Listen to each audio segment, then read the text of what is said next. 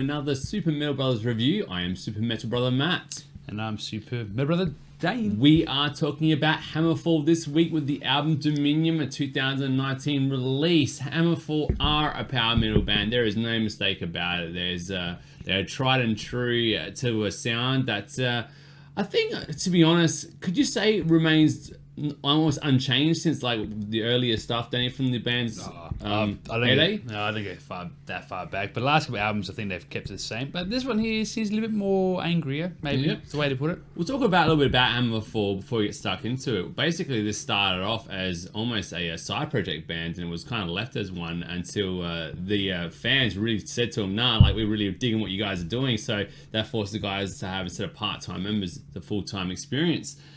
This album in particular has been well received in German albums. The top 100 in Overzilly is number 4. Swedish albums number 2. Scottish 51. So it's been quite positive. And this is in fact the 11th album from the band as well. So 11th. Since 1997, they've been quite proactive in the band's history. So and testament to these guys, they've stuck with it.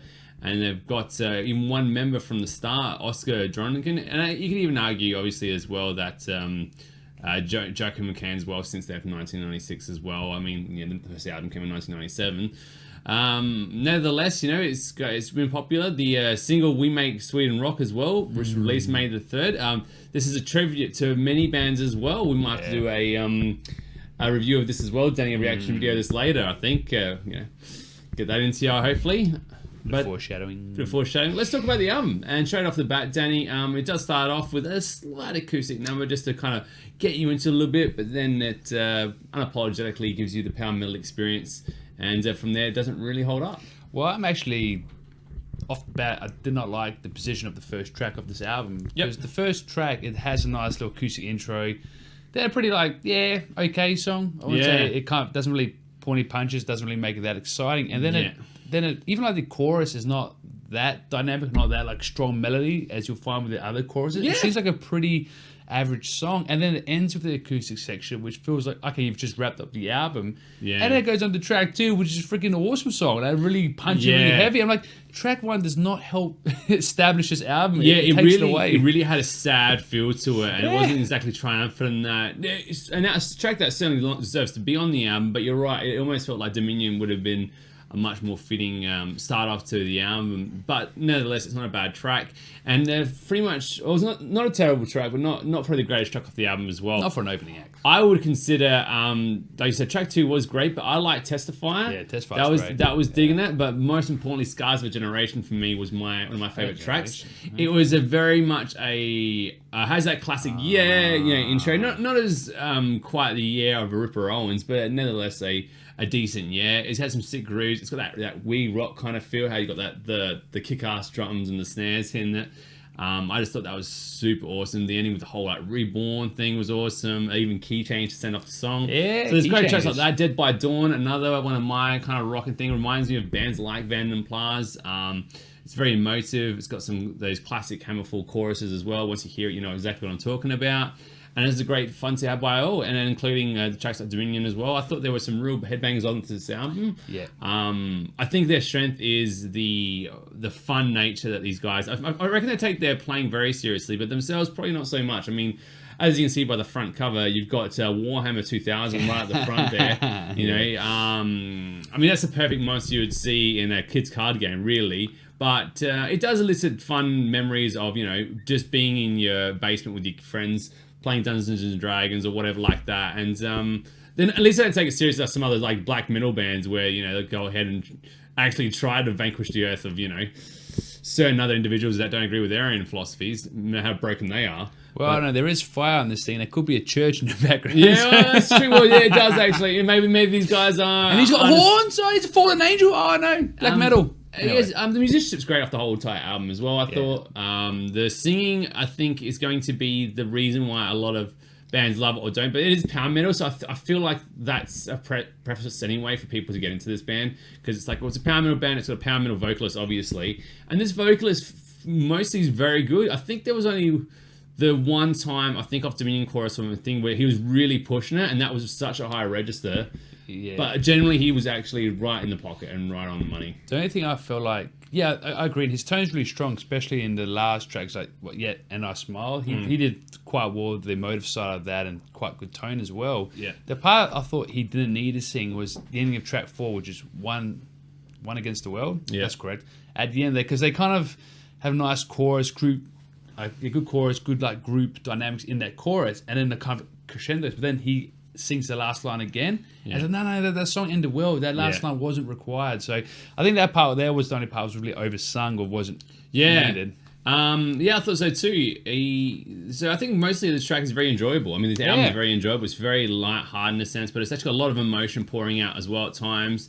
And the playing, especially guitar solos, obviously right on point, giving it the excitement that they need, obviously, to go off and fight, your Dungeons and your Dragons and your beasts and goblins and all that kind of stuff. Probably touch some of the bad stuff, Daniel, about this album. I think because this sound has remained fairly unchanged, that this isn't going to be too many surprises for the classic fans. But mate, look, you go to Macca's for a certain reason. Like, you want your Big Mac with cheese and your sauce on it, right? And you've been doing that for years. Like, I don't think some people would want Hammerfall to change too much either, as well.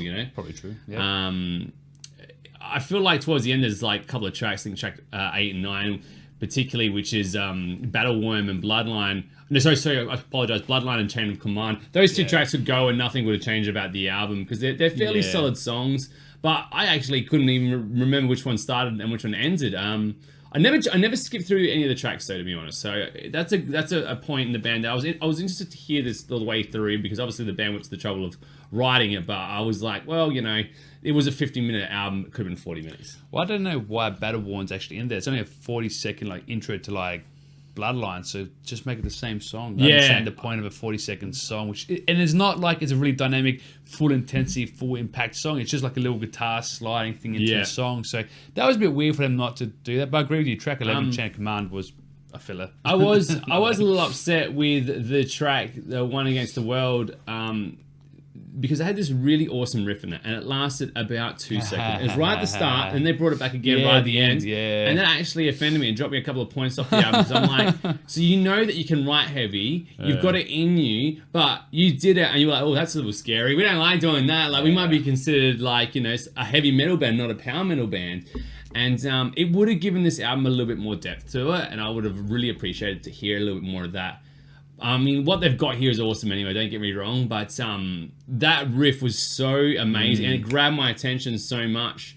To see them abandon it so quickly did actually make me feel that maybe there's another layer of this band that could come out as well, and give them a little more complexity and depth. But did you know the riff I'm talking about? Yeah. You got this one on? Yeah. Well, I think the thing they did well with this album is that, going back to where they place the songs in the album. Yeah. Because apart from track 1, get rid of track 1, ignore that. But track 2 is hard and punchy. Yeah. Then it gets a bit fast and thrashy up into second to one, which is the melodic songs. It cuts it back down again. But then that song itself has the combination of going slow, but then adding the layers to make it a bit more heavy, and brings it back into the fasty, punchy stuff with Scars of Generation, then goes back down to punchy stuff as well. So I feel like that flow of the album was quite good, ignoring track 1. Yeah. I think they did it quite well. So I give credit. So it made it quite a good album to listen. You've got your ballads in there, you've got Second to One, and that's quite a lovely piece. You've even got your classic hits for the radio, which is We Make Sweden Rock as well. So they're all good songs. I wouldn't say anything here is great, apart from I did really enjoy that rock and track and track. Man. You like Testify? I'm going to put all my chips in on Scars of a Generation. For me, that was my favourite track.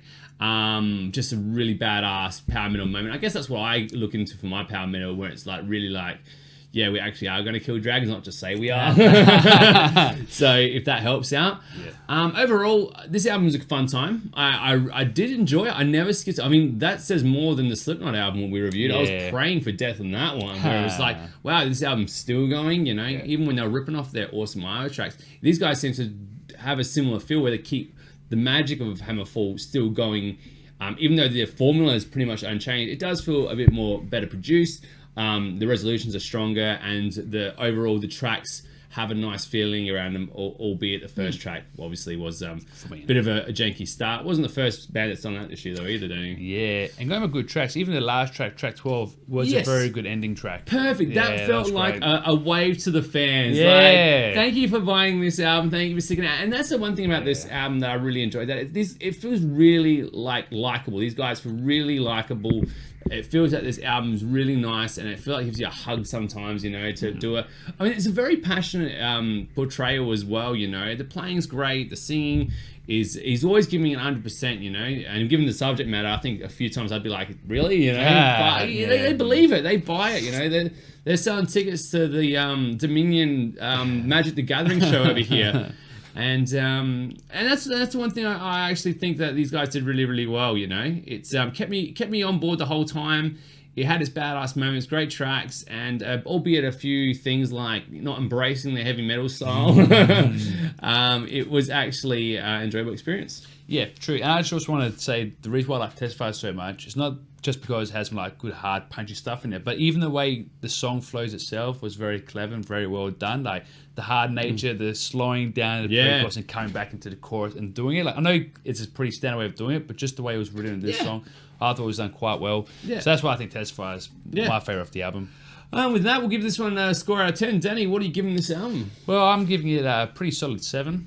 Yes, yeah. I was going to debate between a 6 to an 8, right? Yeah. And I couldn't give it a 6 because this is just too much of a fun album to do it to. And I couldn't give it an 8 because they had me, and then they gently caressed my giblets by slightly touching them for 2 seconds, but then they left them alone for the rest of the album. I'm like, man, you could have gone for the balls in the whole shaft, and I would have been on board for this thing as well. But it's such a lovable album, and as a power metal fan, there isn't really much else you should be worrying about. In fact, I enjoyed this way more than... I'll give this one a recommendation over something like Sabaton, for instance, which is also 100% a power metal album. And apologies to anyone that I added another element. No, they are a power metal band, but so are these guys. And I think these guys have done really well for this album. And it gives you exactly what you want. There's no surprises. There are some lovable moments, and albeit a couple of dead tracks, it works really well for me. I agree with that one. I mean, I could push a 7.5, but nah, solid 7. Solid 7. Yeah.